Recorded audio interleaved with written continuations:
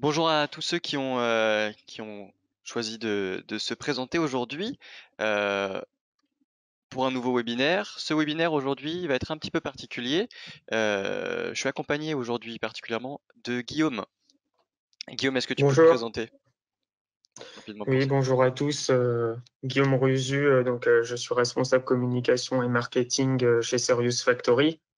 Je suis la personne qui, entre autres, derrière la communauté d'utilisateurs, le village by Serious Factory.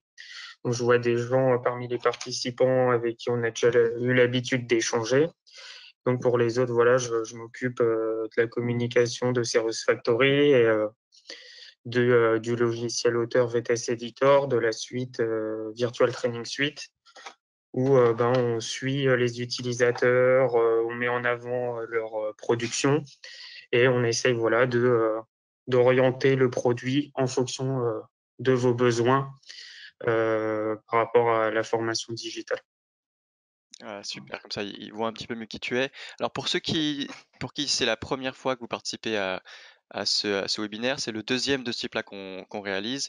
Chaque semaine, on va se réunir le mardi et le jeudi matin avec un intervenant différent pour réaliser un exemple de projet dans VTS Editor.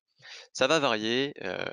Mardi dernier, on a réalisé un vidéo learning sur un sujet passionnant qui est le personnage du mentor. Et aujourd'hui, on est avec Guillaume pour un autre sujet tout à fait particulier. Est-ce que tu peux nous présenter le sujet rapidement, Guillaume?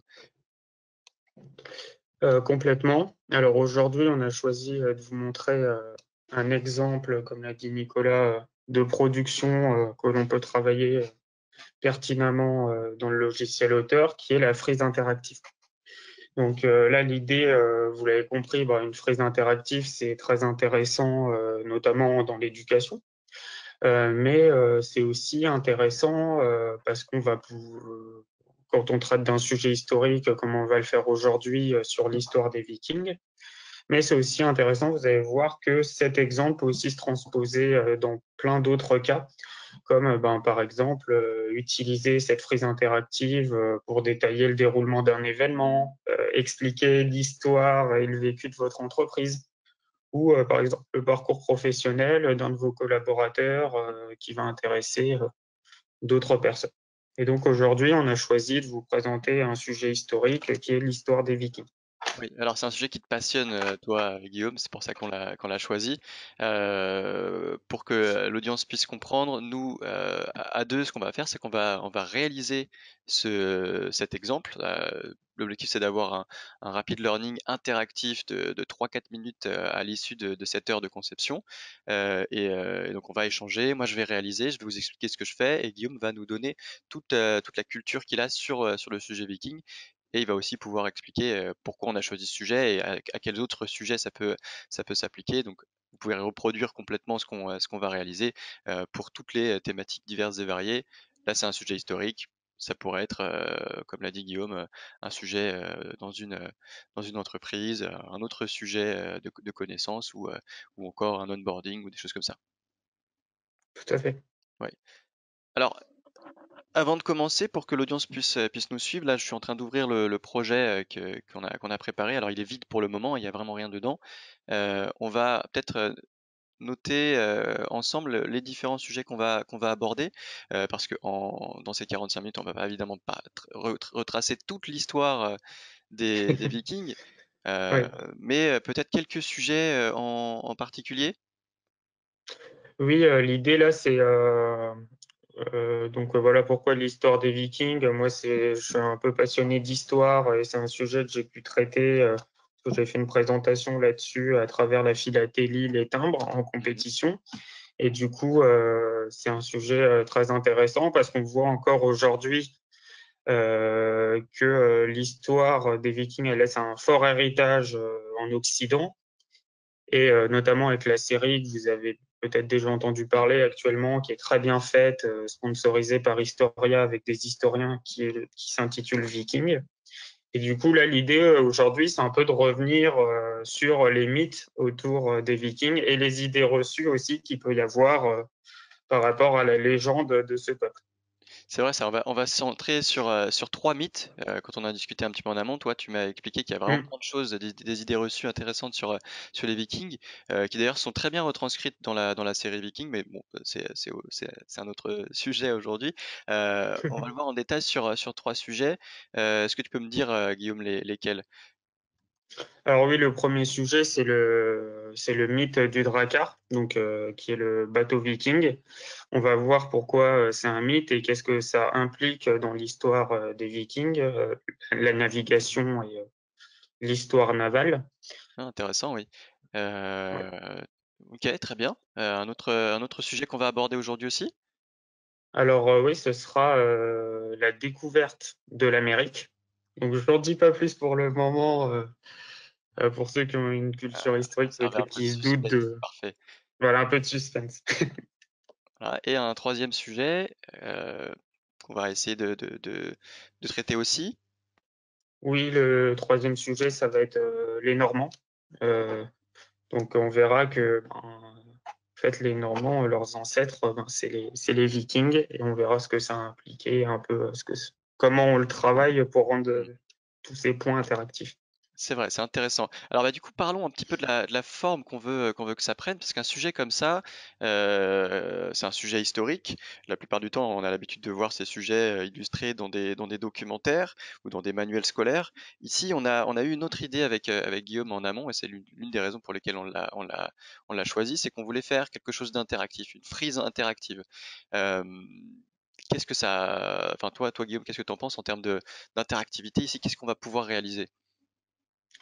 Bah là, ce qui va être intéressant, c'est un peu plutôt que de voir une succession de dates, une chronologie, c'est un peu laisser libre l'apprenant qui va être face à cette frise interactive, Mhm. ben, naviguer dans les différents points d'intérêt qu'on va présenter et vraiment qui découvre par le chemin qu'il souhaite aborder, ben, tout un tas de points qui vont l'intéresser Tout et à fait. découvrir de manière didactique et interactive cette histoire pour la rendre intéressante et qu'on ait envie de découvrir. Et j'ai envie de dire, c'est un peu pareil, là on prend un sujet historique, mais pour toute histoire, on parle beaucoup de storytelling. C'est un peu faire le storytelling de ces histoires-là, que ce soit un sujet historique, d'entreprise ou d'un personnage. Tout à fait. Alors, j'ai préparé quelques images qu'on va pouvoir utiliser dans ce module-là aujourd'hui. Alors, je me suis dit que utiliser une carte du monde, ce serait intéressant, notamment parce que les Vikings étaient de grands voyageurs, et c'est, Mm. à mon avis, le point de départ qu'on va utiliser dans ce qu'on va réaliser. Alors, Ouais, c'est une très bonne ouais, idée. complètement. Ce que je vais faire, du coup, c'est que je vais créer une scène dans laquelle on va interagir. Et puis, dans cette scène, on va venir rajouter tout ce qu'il faut techniquement pour traiter nos trois sujets de façon interactive. Donc je vais vous montrer tout de suite. Dans cette scène, a priori, tout ce que je vais avoir besoin de faire, c'est de mettre mon image de carte en arrière-plan. Donc, ça va être notre décor. Potentiellement, je me dis que ça peut être intéressant de commencer par présenter un petit peu ce qu'on fait avec un personnage. Donc, je vais aller le choisir pour l'ajouter dans le catalogue. Alors, quel personnage est-ce que ça pourrait être pour nous présenter ça? Il se trouve que on n'a pas besoin d'avoir un personnage en contexte. Voilà, on peut avoir une dame, alors peut-être avec des couleurs un petit peu plus péchues. Voilà, cette dame peut nous présenter Alors, si vous voyez un peu sujet. de lag à votre écran, c'est normal, c'est dû à la connexion. Vous savez, comme on est dans un contexte particulier, il y a beaucoup de gens qui sont connectés. Mhm. Donc, c'est très fluide à l'écran de Nicolas, mais il peut y avoir un petit lag par rapport à ce que vous voyez Tout à à fait. l'écran. Tout à fait. Ça, c'est vrai que c'est quelque chose que vous pouvez expérimenter. Alors, de mon côté, c'est tout à fait fluide. Et chez vous, parfois, vous allez voir ma souris passer rapidement d'un point à un autre et des choses apparaître. C'est parce que je suis en train de manipuler. Voilà. Alors, j'ai placé un personnage. Je l'ai placé de ce côté-là exprès pour laisser de l'espace sur la droite dans ma scène pour qu'il puisse présenter des choses. Et là, en l'occurrence, je l'ai placé que dans un objectif précis, c'est de faire une introduction à l'interactivité qu'on va avoir. Donc si je valide, je suis dans la scène, le personnage, vous le voyez, il est sur la gauche, et je peux le faire parler avec un bloc parler, juste pour qu'il nous dise bonjour. Ah, je vais lui donner une émotion. il va être joyeux et va venir bonjour et bienvenue dans, avec un E dans bienvenue, dans ce scénario sur les Vikings. Voilà. Alors, ça peut être intéressant, Guillaume, à ce moment-là, que le personnage nous explique ce qu'on va venir réaliser dans le scénario. Là, en l'occurrence, on avait comme idée de créer des points d'intérêt dans le scénario et que ces points Oui. d'intérêt, justement, ils soient cliquables dans l'espace, dans la scène. Et donc le personnage ici, ça peut être bien qu'il nous dise, mais avant toute chose, tu peux interagir. Alors je choisis de tutoyer ici hein, l'apprenant, parce qu'on est dans une démarche un petit peu informelle. Il se trouve que vous, dans la vie de tous les jours, lorsque vous êtes en formation professionnelle, ça va dépendre de la culture d'entreprise. Souvent beaucoup de gens tutoient, souvent beaucoup de gens vous voient. Moi, c'est un choix ici que je fais de tutoyer. Tu vas pouvoir tout de suite interagir avec l'écran. Hop. Alors maintenant, ces interactions en particulier, comment elles vont se faire? Là, c'est un point tout simplement de fonctionnalité de BTS Editor. Je vais utiliser des zones cliquables pour créer ces interactions. Et ce qui peut m'intéresser ici, en général, c'est que je vais rajouter, ce que j'aime bien faire, c'est masquer le personnage tant qu'il n'est pas nécessaire à l'écran. Donc pour ça, je vais venir positionner la même image que tout à l'heure. Alors, voilà, et je vais venir la positionner sur tout l'écran. Comme ça, mon personnage sera masqué. Alors, je me demande qu'est-ce qui se passe. Je suis pas exactement en 16 neuvième, c'est chez moi du coup dont vient le problème, mais c'est tout à fait résolu. Si on l'augmente comme ça, je vais rajouter une durée d'animation d'une seconde pour simplement faire en sorte que ma carte vienne masquer mon personnage pour que je puisse interagir avec la carte entière sans avoir le personnage sur la carte. Chose que je vais faire ensuite, c'est que je vais créer ces points d'intérêt directement sur la carte, également avec une zone cliquable. Et alors là, vous voyez le personnage ici, mais en réalité, il ne sera plus là. Donc, point 1, Ça, c'est parce que tu as caché auparavant le personnage avec la carte, c'est ça? exactement, c'est ça. C'est que là, ça ne se voit pas parce que je D'accord. suis dans l'interface de la zone cliquable, mais en réalité, juste avant, j'ai posé une autre zone cliquable qui vient masquer ce personnage-là. Alors, premier point qui va Très bien. m'intéresser, hop, on va utiliser des punaises. Ça peut être sympa. Le point de départ, ça va être à peu près par là, tu me dis, Guillaume, hein, où est-ce que, Ouais, ça va être le nord de l'Europe, ouais. d'où est-ce que partent les Vikings? Où est-ce qu'ils ont créé leur premier bateau? Alors, bah, historiquement, on a des traces de ces clans dans l'âge du fer ancien. Mais selon les historiens, donc ce que je vais vous dire d'un point de vue historique se base sur les travaux de Régis Boyer, hein, qui est un éminent spécialiste de l'histoire des Vikings français. Et donc, on parle du début de l'ère des Vikings à partir de -400. Et ils vont développer leur civilisation dans les pays nordiques, dans le nord de l'Europe. Et donc, un peu le départ, c'est le point aux alentours de la Norvège, de la Suède. C'est vraiment là le cœur de la civilisation viking. D'accord, ok. Très bien. Alors, qu'est-ce qu'on veut faire qui se passe quand on clique sur ce bouton-là, hein, sur la Norvège? Tu dis que le premier sujet, ça allait être le Drakkar. Euh, Ouais, Qu'est-ce qu'on va vouloir alors dire complètement. quand on clique sur ce point-là?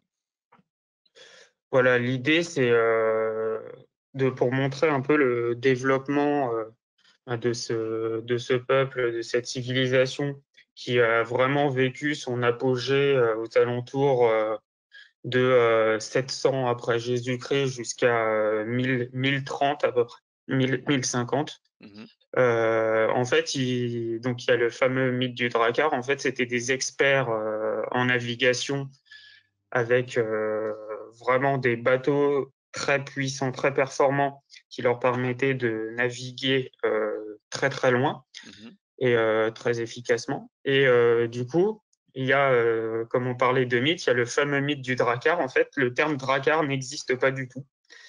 C'est mhm. une invention d'un Français en 1840 qui a inventé ce mot, qui n'a aucune aucun sens historique, philologique ou autre. Mhm. C'est d'ailleurs Régis Boyer qui le dit. Ce serait une invention sur la base du terme Dreki, qui est la figure de proue du bateau viking. Et en fait, on parle plutôt de Knorr, le vrai terme du bateau viking. Il y a plein de types de bateaux, mais le terme drakkar, en fait, est une invention et n'existe pas du tout. C'est marrant qu'on retrouve ce terme qui désigne ces bateaux, qui est très courant, notamment en France. Ok. Et en fait, donc voilà, l'idée, c'est de se dire, le bateau est un peu la base du développement de ce peuple, qui a été un grand peuple commerçant et qui naviguait vraiment dans toutes les mers européennes pour faire des échanges avec les autres peuples. Ok, alors tout ce sujet-là, on va vouloir le transmettre à notre apprenant et on va vouloir l'illustrer aussi. Et donc pour ça, on va utiliser Ouais. des petites astuces dans VTS Editor. Alors moi, j'ai pensé à une astuce dès que tu m'as parlé de Viking, qui était que je voulais absolument représenter un bateau Viking sur la carte et aussi le faire se déplacer. Alors du coup, Ouais, c'est intéressant ça. ce qui peut être intéressant, c'est que dès qu'on clique dessus, on aurait un bateau Viking. Hop, que je viens chercher dans mes médias. Voilà, j'ai un beau dracard comme ça. Alors il est un peu grand. Ah, Euh, t'as quand même écrit le mot drakkar, hein, j'ai vu. Comme quoi, c'est vraiment ah, resté comme terme. ah bah aujourd'hui, quand tout le monde parle des Vikings, il pense littéralement au drakkar. Même Drakkar, c'est clair. c'est ça, dans les jeux vidéo qui parlent de Vikings, quand vous êtes un Viking, vous appelez votre bateau drakkar, alors que c'est complètement faux, comme tu Complètement. viens de le dire. Donc ce qui serait bien, c'est que ce bateau apparaisse à l'écran et qu'après, il vienne se déplacer. Alors je vous le fais de façon simulée et qu'il vienne se mettre dans les mers du Nord, là par exemple, comme ça. euh, et qu'après on puisse éventuellement lui faire parcourir un chemin à l'écran. Alors ça va se faire également avec des zones cliquables dans VTS Editor, toute l'animation. Mais je voulais d'abord l'expliquer comme ça, en le montrant, et utiliser ce bateau-là comme illustration pendant que le personnage nous parle. Donc c'est pareil, le bateau apparaît et juste après, je veux avoir, alors je vais lui donner quand même une animation d'apparition, et je voudrais avoir le personnage qui vient à nouveau nous parler, pour nous dire une phrase. Alors tu peux peut-être m'aider Guillaume sur ce qu'on Oui, devrait c'est dire sur le sujet. le bateau viking a permis l'expansion de la civilisation viking à travers l'Europe. Et on verra dans quelques instants avec le deuxième point, même au-delà de l'Europe. Mhm. Oui, à travers. Et là, c'est un nouveau mythe aussi, c'est grâce au bateau, en fait, ils faisaient des expéditions. Donc c'est un peu aussi le mythe du guerrier sanguinaire autour des Vikings. Mhm. Ça leur permettait de faire des échanges commerciaux, mais aussi de faire des raids dans toute l'Europe pour piller et amasser des richesses, notamment en Angleterre, en France et dans d'autres pays d'Europe, ce qui leur permettait d'amasser des richesses, de les échanger et ainsi de suite. Ils formaient des raids pour attaquer notamment les églises qui étaient très riches. Et ils étaient très malins puisque, par exemple, ils attaquaient certaines villes le dimanche quand tout le monde était à la messe Mhm. pour piller un maximum de ressources et prendre par surprise les villes qu'ils souhaitaient piller. Tout à fait, tout à fait. Alors, on a du coup répondu à cette problématique numéro un sur le bateau Viking. Je l'ai fait apparaître et je voudrais le faire se déplacer. Ce que je vais faire en fait directement avec également un bloc zone cliquable que je vais positionner entre les phrases, ce qui va permettre au bateau de se déplacer pendant que le personnage parle. Alors tout simplement, je vais positionner le bateau à nouveau plus petit ailleurs pour le faire partir d'ici par exemple. Voilà. Alors je vais m'assurer qu'il soit que ça passe à la suite et que ensuite je reprends le même bloc zone cliquable et je viens le glisser voilà, au milieu des phrases, comme ça le bateau va se déplacer. Alors je vais le laisser en plein milieu de la mer comme ça, exprès, comme ça il restera dans la mer et je vais vous montrer ce que l'on vient de réaliser. Il y aura peut-être Donc là, tu as fait un enchaînement de blocs parlés de zones cliquables. C'est ça, j'ai un bloc parlé, un bloc zone cliquable, un bloc parlé, un bloc zone cliquable, un bloc parlé.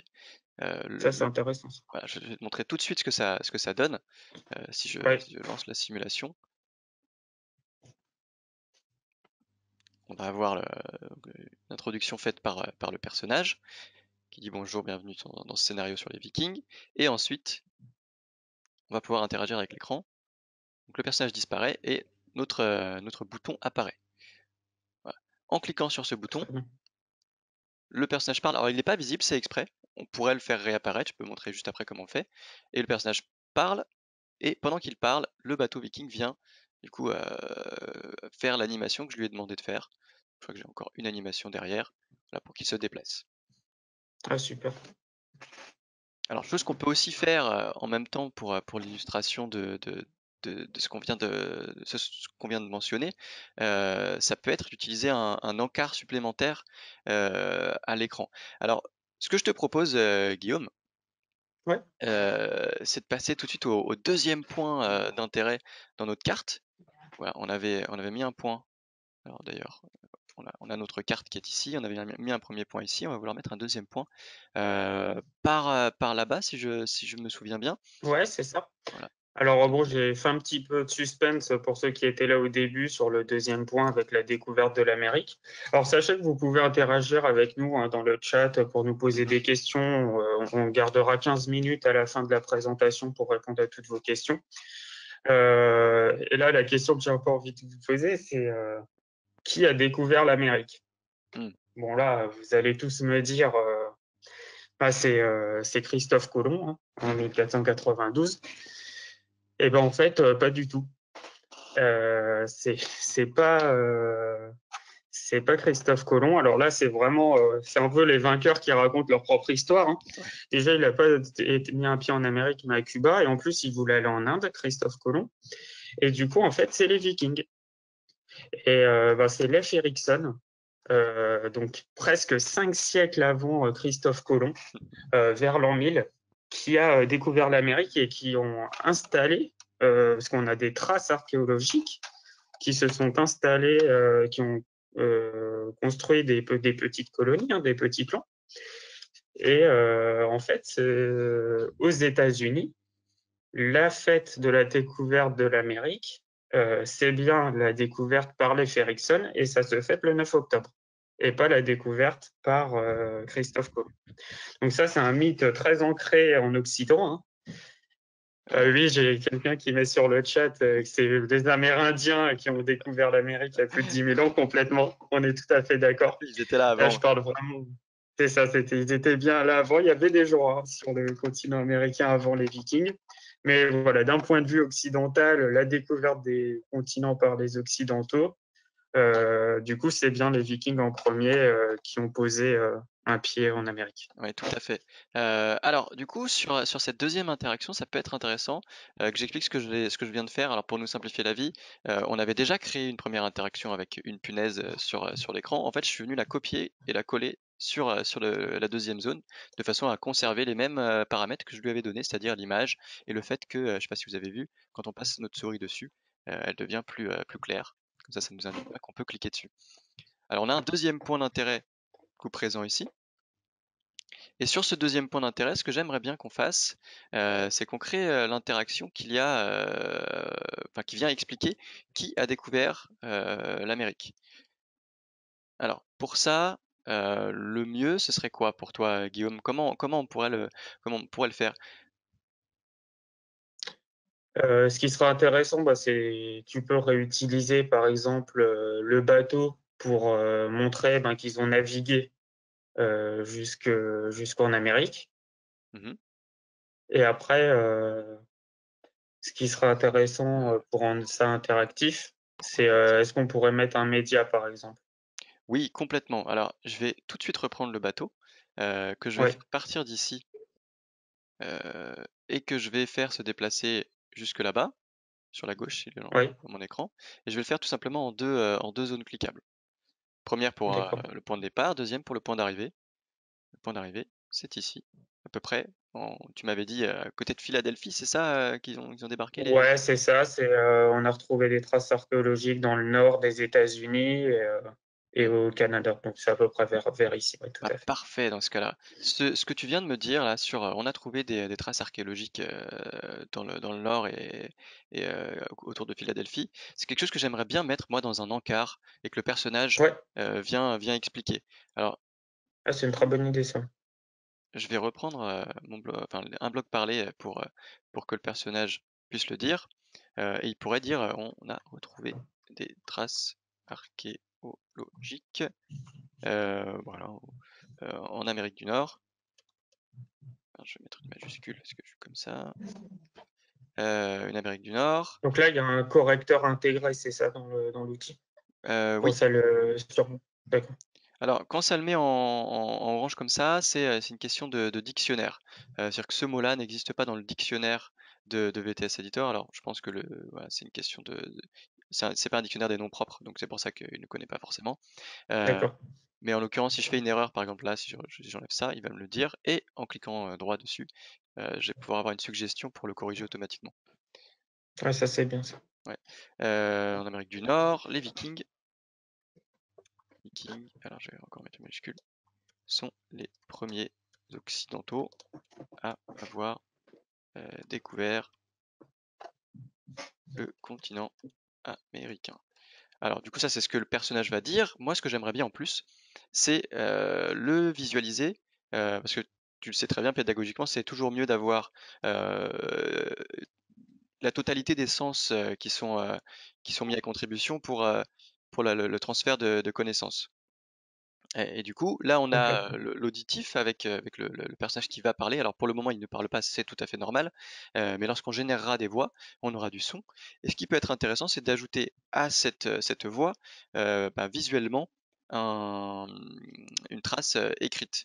Et donc je pensais à un encart. Alors j'ai encore une fois prévu quelque chose dans voilà, un encart que je voudrais mettre sur le côté. Alors j'ai une image prévue, un cartouche que je peux mettre plus grande. Voilà. Et dans ce cartouche, je pourrais venir rajouter du texte. Voilà, les 3 points importants qu'on voulait mentionner. Alors du coup, ce Est-ce qu'on cartouche, pourrait mettre autre chose que du texte dans cet encart? on peut tout à fait mettre des images, on peut mettre aussi une vidéo. Donc oui, on n'est pas limité au texte. On peut aussi mettre des formes géométriques si on le souhaite, colorées. Là, c'est des choses qu'on fait avec les fonctionnalités de VTS Editor. Pourquoi t'as quelque D'accord. chose en tête? Non, mais je me suis dit, parfois, si on avait des visuels sous la main, bon, après, c'est dans la Mhm. création pédagogique. Si on avait, par exemple, des images, des fouilles archéologiques, on pourrait aussi intégrer ça dans les zones cliquables. Tout à fait, tout à fait. Dans un Oui, encart qui est spécialement prévu pour ça. complètement. Moi, je D'accord. pensais que ça pourrait être intéressant d'ajouter 0,5 secondes d'animation ici et que Oui, ensuite les éléments qui sont dits par le personnage soient illustrés chacun à leur tour. Donc, tu vois, point 1, point 2, point 3, un petit peu comme ce qu'on aurait dans PowerPoint, euh, d'accord. mais qu'on l'ajoute.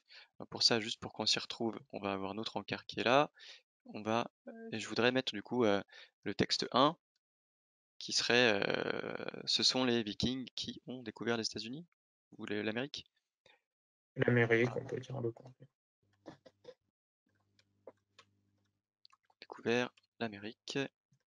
Voilà. Je le mets plus petit pour que on puisse le voir. Je vais changer la couleur également du texte pour qu'on le voit derrière. Là, on voit l'arrière-plan. Alors, je vais peut-être avoir besoin de 2 lignes. Voilà. Premier point que je voulais illustrer. On en a un. Et j'ai pas besoin de l'encart parce que je l'ai déjà mis précédemment. Ça, c'est juste le texte qui va venir par-dessus cet encart-là. Je vais créer un deuxième texte pour aller avec le second. Peut-être un deuxième point que tu voulais aborder par rapport aux Amériques. C'est que. Alors, je vais juste mettre les éléments dans l'ordre.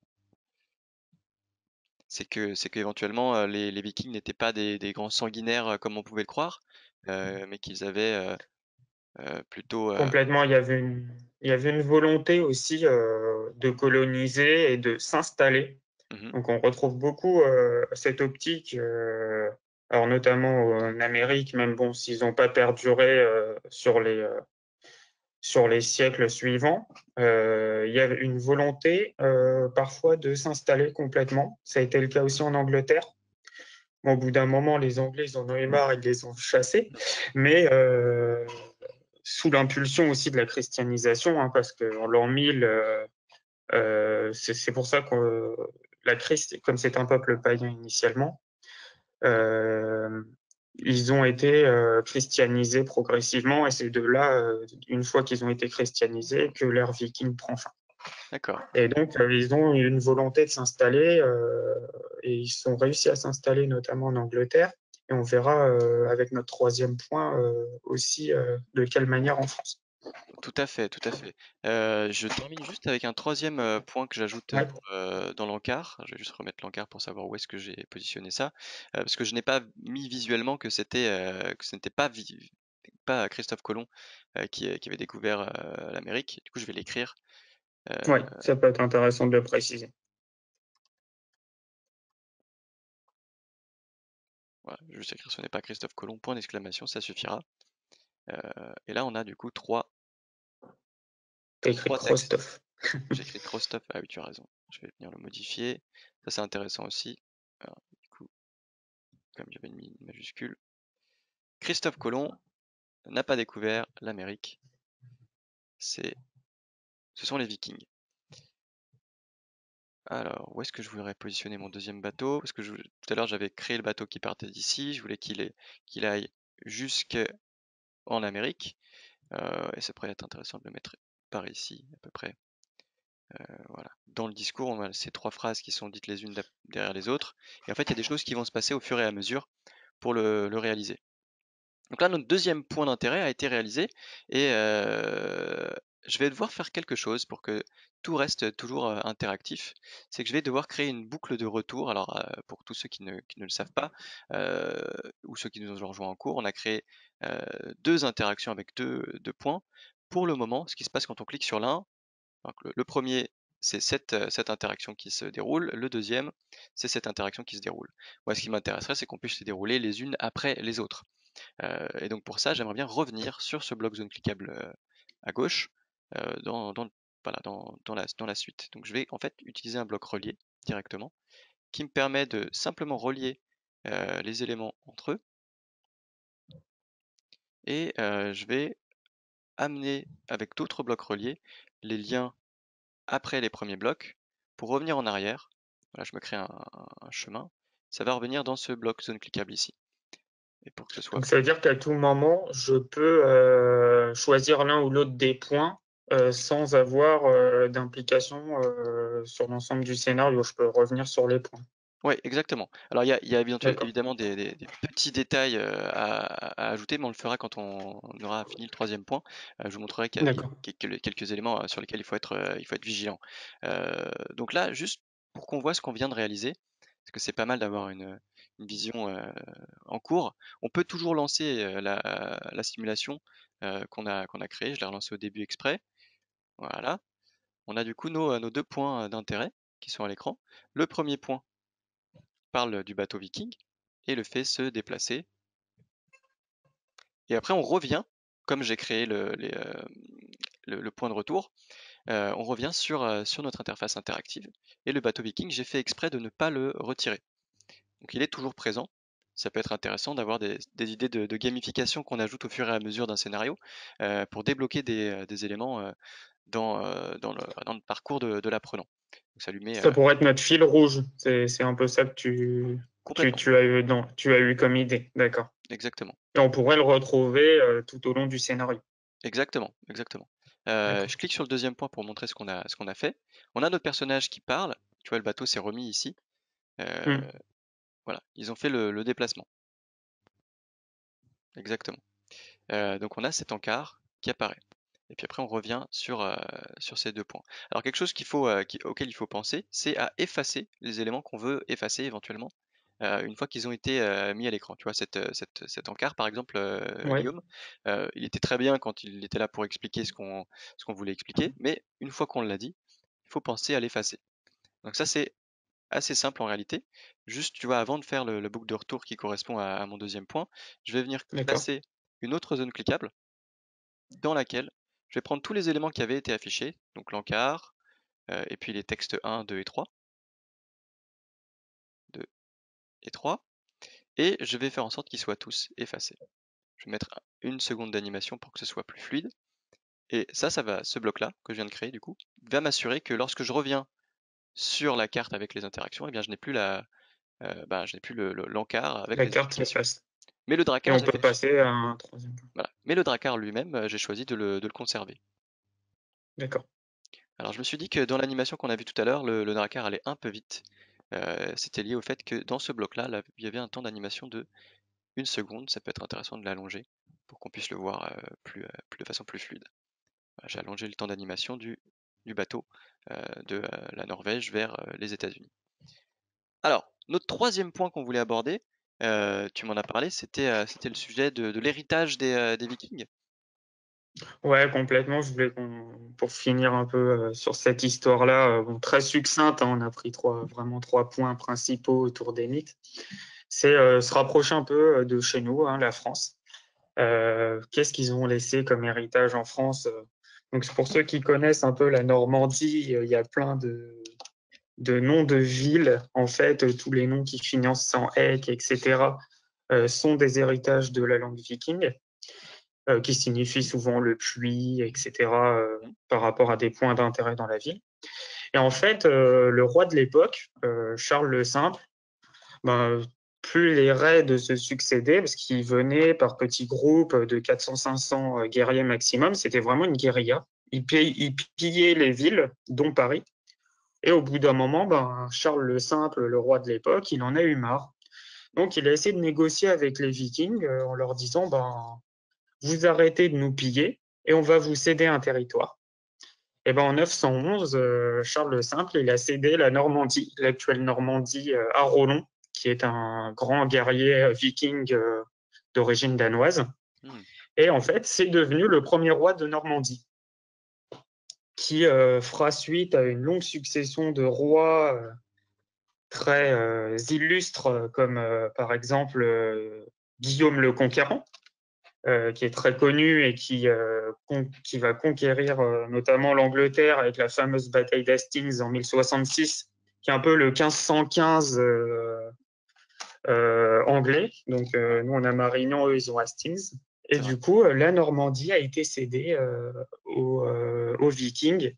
Donc, les Normands, en fait, Alors, sont ouais, les ancêtres des Vikings. c'est ça qui est intéressant, c'est qu'on a posé du coup une interaction sur la Normandie spécifiquement, et on veut l'expliquer à nos apprenants, et donc on va leur dire que suite à des pillages incessants, le roi français, Charles le Simple. voilà, alors je vais l'écrire, hein, suite Ouais. à des pillages incessants, le roi Charles V, tu dis?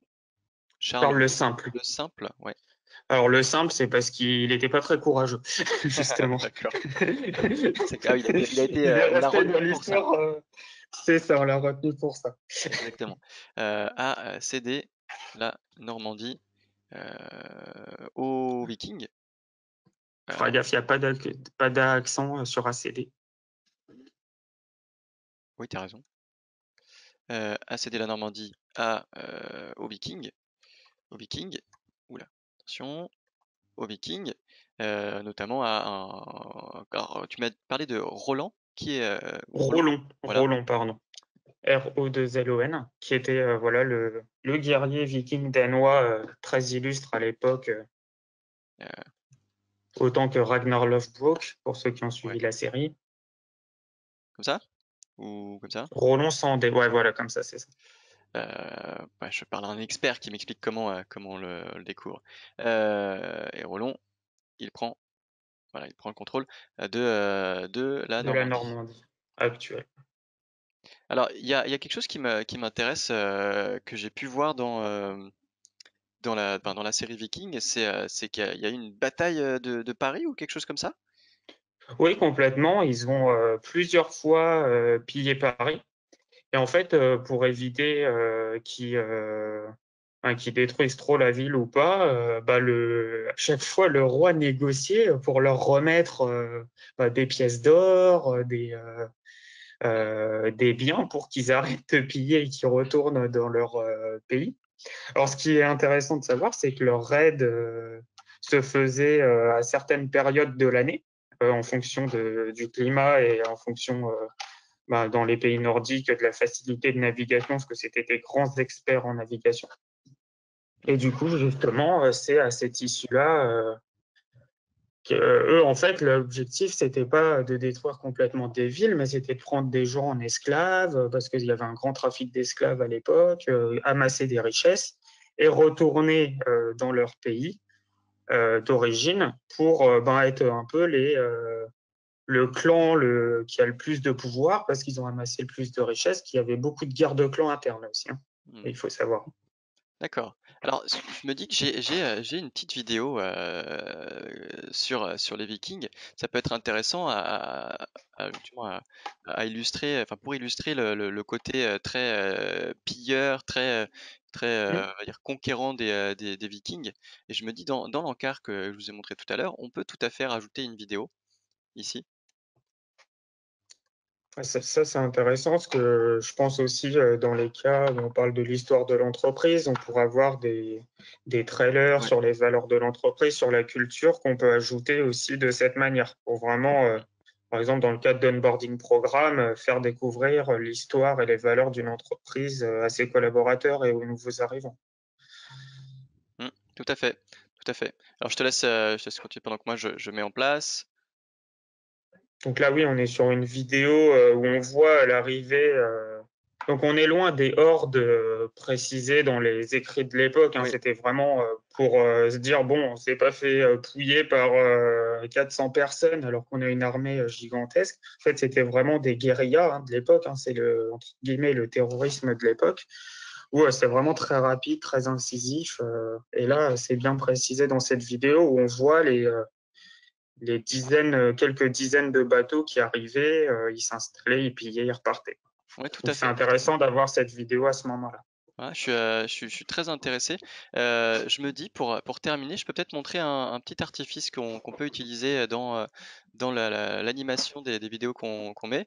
Moi, ce que je voulais faire ici, c'était faire réapparaître le personnage qui parle pour qu'il présente la vidéo et qu'ensuite il redisparaisse et que la vidéo passe en plein écran pour être visualisée dans de bonnes conditions avant qu'elle disparaisse et qu'on revienne sur la carte. Et donc pour ça, Excellent.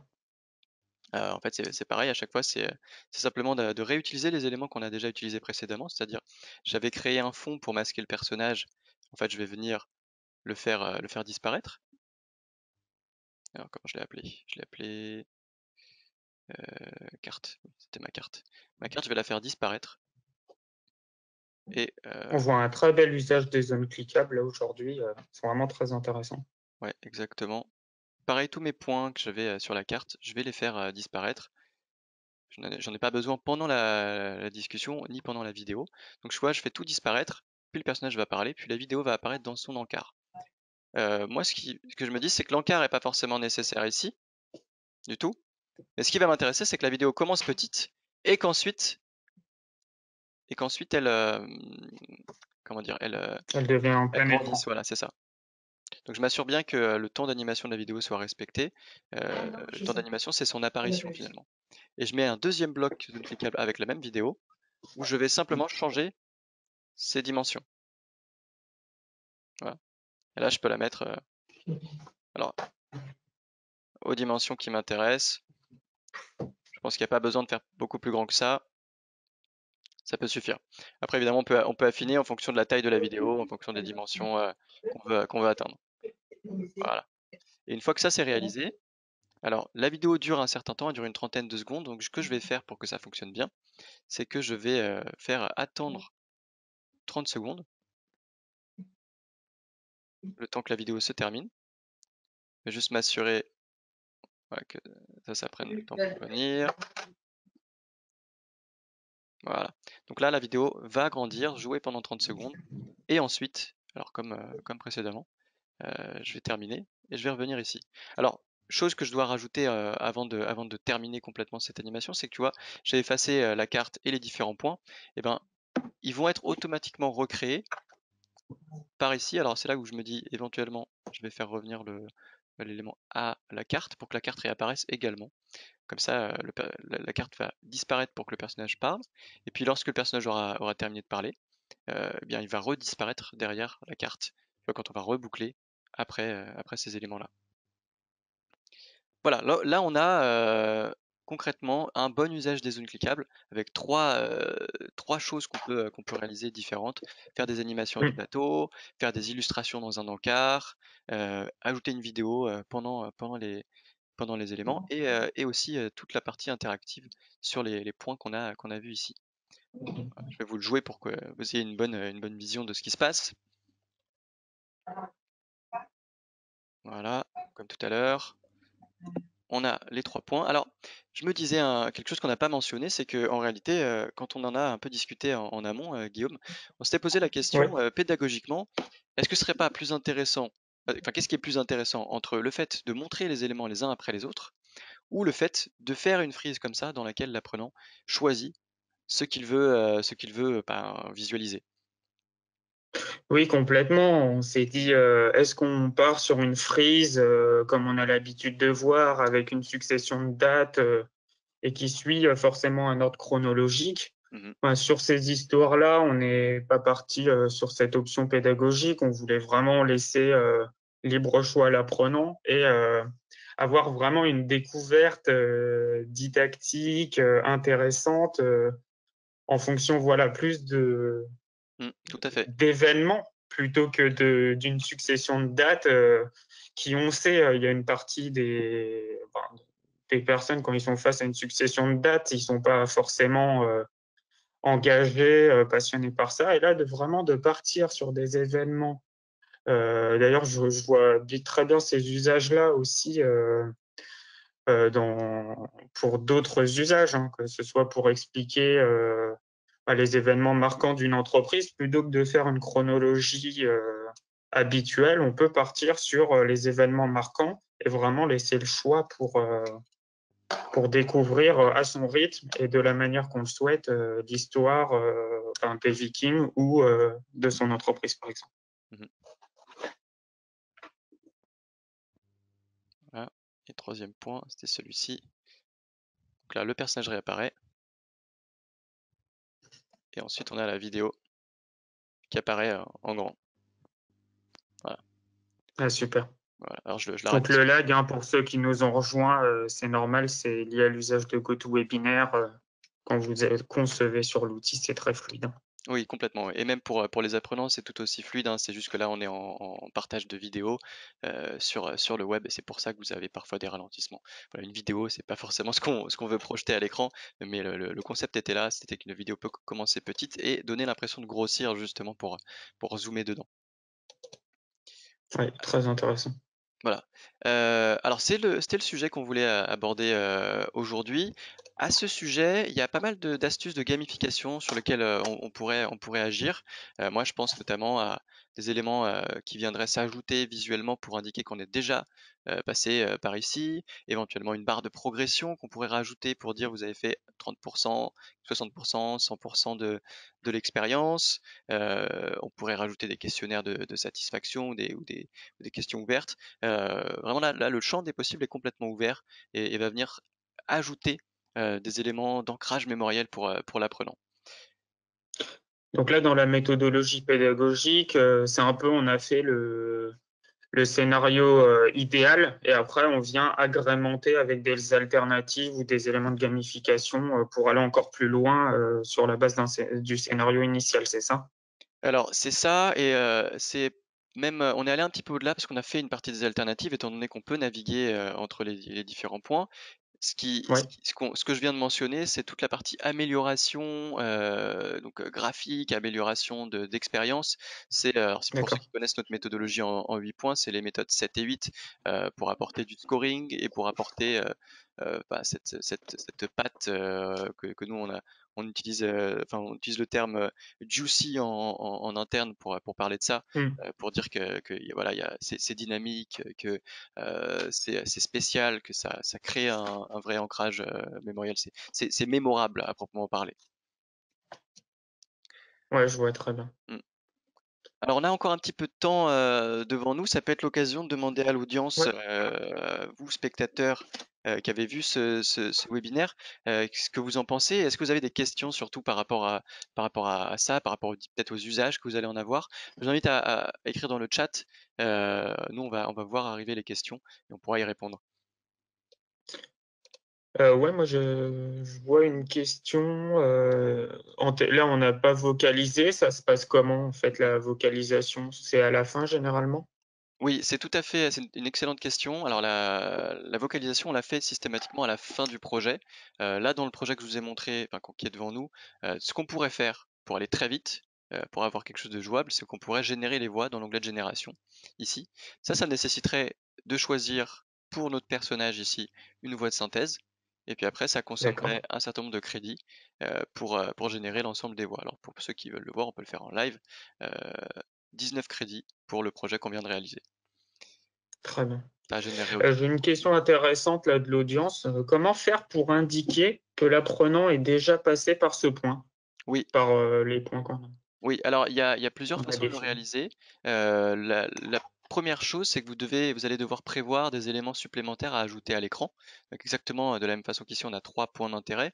On aurait des éléments supplémentaires. Par exemple, voilà, un point euh, de passage que j'ajouterais, disons par ici, par exemple, si j'ai une image prévue à cet effet. Et cette image, je pourrais la conditionner avec une variable pour dire ça n'apparaît que si l'apprenant a déjà cliqué ici. Voilà, j'espère que ça répond à la question. Merci Nicolas. J'ai une autre Oui, question très intéressante. À quand une illustration de la place des femmes chez les Vikings comme la Guerta?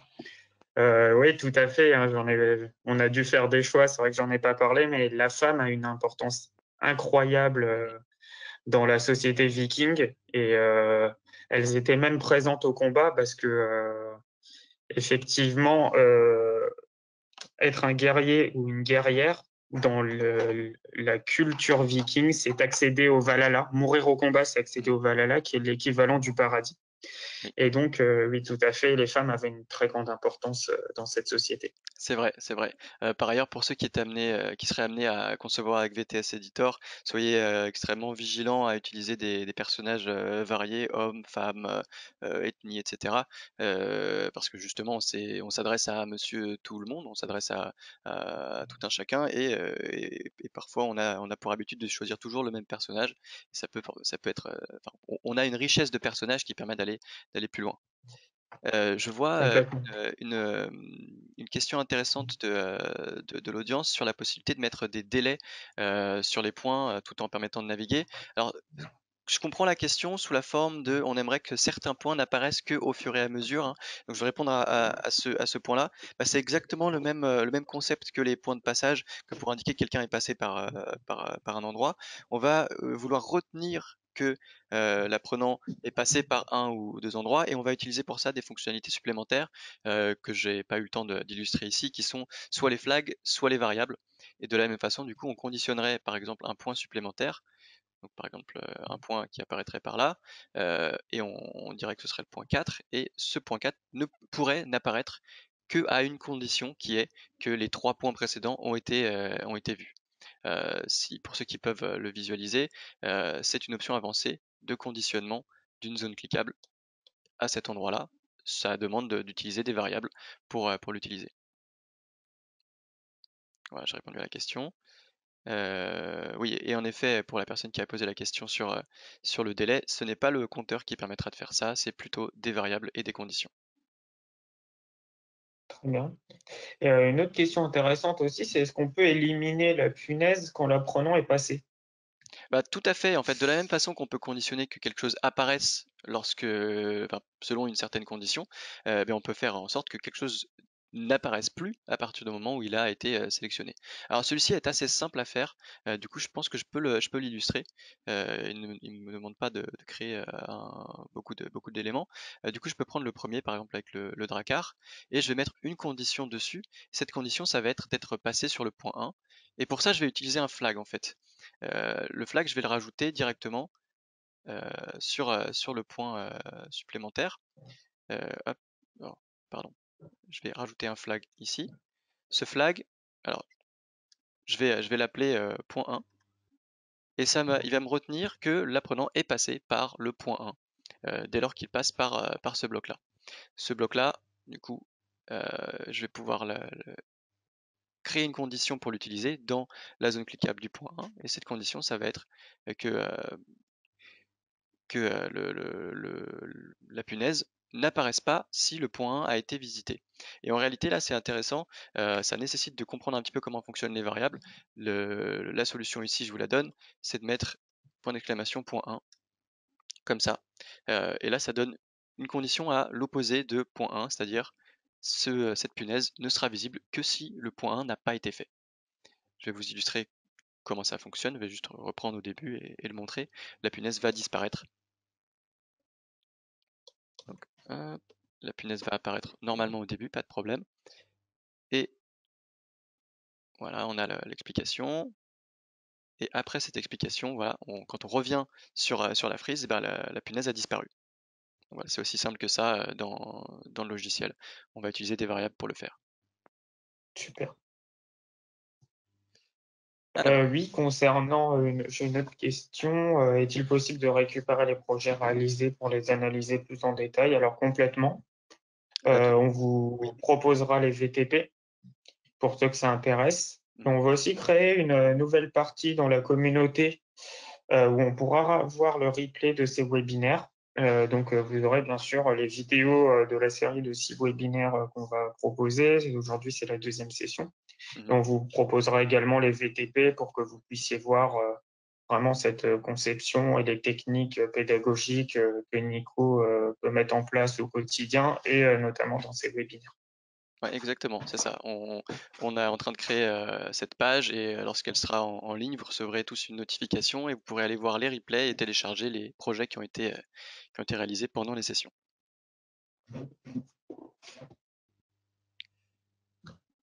Bah, très bien, hein. Je pense qu'on Oui. on a répondu à pas mal de questions. Pour ceux qui veulent plus enfin, un accompagnement plus poussé, éventuellement discuter avec nous, je vous invite à nous contacter. Alors, soit mon contact, vous aurez toutes les informations par mail suite à votre inscription au webinaire. Je vous donne rendez-vous pour le prochain qui aura lieu mardi prochain. Ouais. Voilà. Et dans ce cas-là, ben, portez-vous bien, Moi, restez j'avais libres. quelques petits mots à Ouais. dire aussi. Ah oui. C'est ouais, donc pour l'histoire des Vikings, pour conclure un peu, n'hésitez pas à regarder la série qui est très bien faite, parce qu'elle est faite en partenariat avec des historiens. Pour ceux qui veulent aller plus loin, n'hésitez pas à lire le livre de Régis Boyer qui est passionnant, qui s'appelle tout simplement Les Vikings. Et je vous invite bien sûr à aller sur la communauté et n'hésitez pas à télécharger, pour ceux qui ne l'ont pas, le logiciel auteur sur notre site en accès gratuit et illimité. Vous pouvez même exporter vos scénarios créés. Il y aura juste un filigrane en version gratuite.